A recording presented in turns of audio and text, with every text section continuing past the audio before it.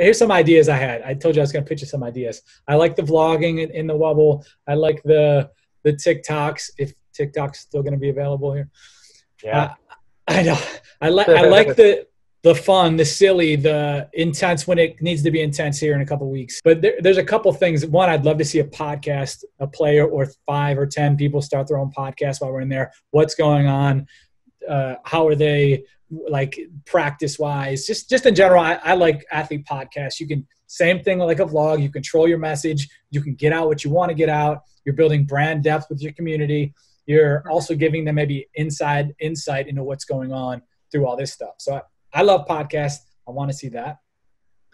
And what about like a post game show through their own channels? Why can't they be doing that on like a live, like an Instagram live or Twitter, or like we're doing on Twitter? Yeah, I think it's really practical to have a post game live. I think that would be really dope.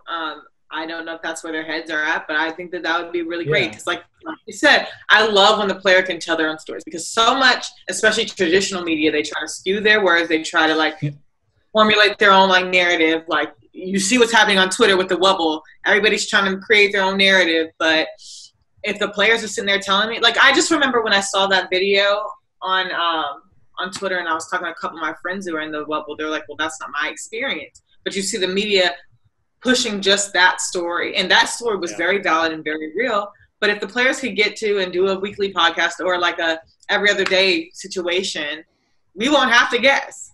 There will be nothing that can gain traction that we'll have to be like, I wonder how this is going, because we'll know. And I think that's really cool. Like, and it gives them practice, especially because the women aren't set up to be like their money isn't set up so that they can just not do anything the rest of their lives. So if you start a podcast or if you start a vlog, that's setting you up for the next step in your career, like after you stop playing basketball. Totally. That's one of my our favorite podcasts or athlete podcasts of all time was when Richard Jefferson and Channing Frye started road tripping during, I think it was 2016, right? During their run. Yeah, that was so informative. And then but they're obviously really good and they're really talented and funny and stuff. And just they're kind of bouncing around off each other. It was great. But then they would be on an airplane and they would just bring LeBron in for a couple minutes and talk. And it was just like you never get that kind of inside access, which I think every single team and athlete could be doing there in the Wubble. I agree. And podcasts are so low lift. I remember me and my friend Camille picked up another sports platform.